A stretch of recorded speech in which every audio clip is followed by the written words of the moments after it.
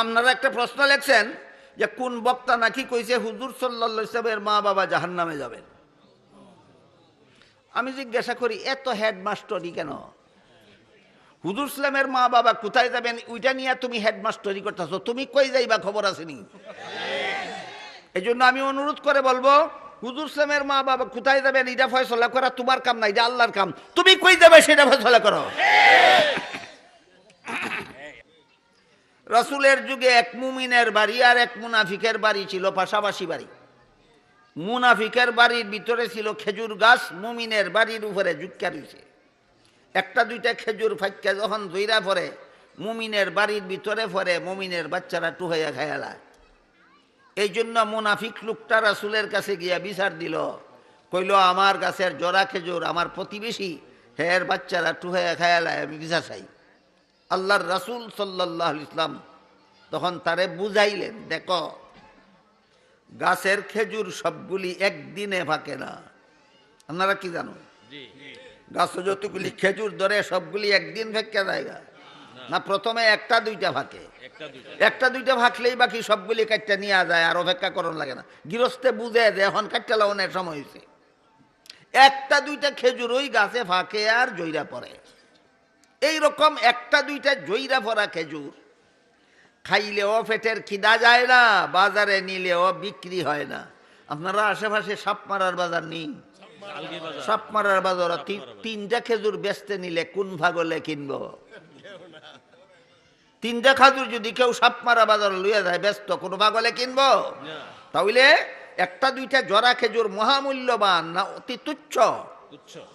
এই কথাটা বুঝাইয়া রাসূল তারে কইলেন যে তোর গাছের জইরা ভরা একটা দুইটা খেজুর খাইলেও পেটের খিদা যায় না, বাজারও নিলেও কাস্টমার পাওয়া যায় না। এত অল্প মূল্যের দুই চারটা খেজুরের দাবিটা তোর মুসলমান ভাইয়ের বাচ্চায় খাইছে, এই কারণে যদি তুই দাবিটা সাইডা দেস তাইলে আল্লাহ পরকালে তোরে জান্নাতের ফল খাওয়াইয়া তুষ্ট করবে। হে জবাব দেয়, জান্নাতের ফল যতই মূল্যবান হোক না কেন সেটা হইল পরকালের জন্য বাকি।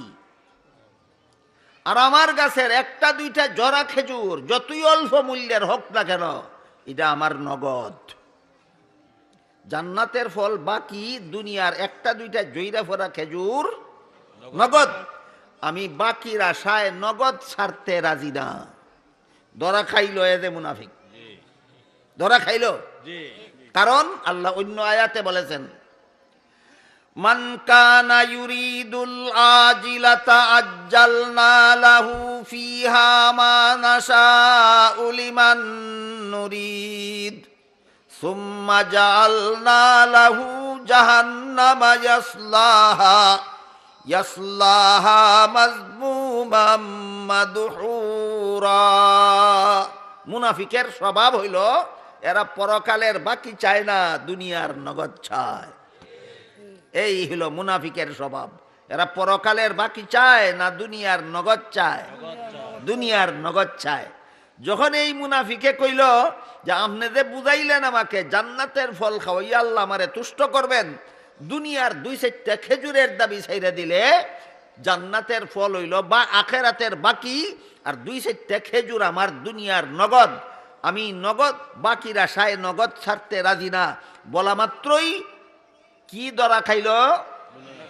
মুনাফিক বইলা ধরা খাইল। এই ঘটনাকে কেন্দ্র করে আল্লাহ আয়াত নাজিল করে বলেন, ফাযাক্কির ইন নাফাআতিয যিকরা সায়াযাক্কারু মান ইয়াখশা ওয়া ইয়াতাজান্নাবুহাল আশকাল্লাযী ইয়াসলান নারাল কুবরা সুম্মা লা ইয়ামুতু ফিহা ওয়া লা ইয়াহইয়া। রাসূল তারে বুঝাইছিলেন, ওয়াজ করেছিলেন, নসিহত করেছিলেন। হ্যাঁ, মানছে না।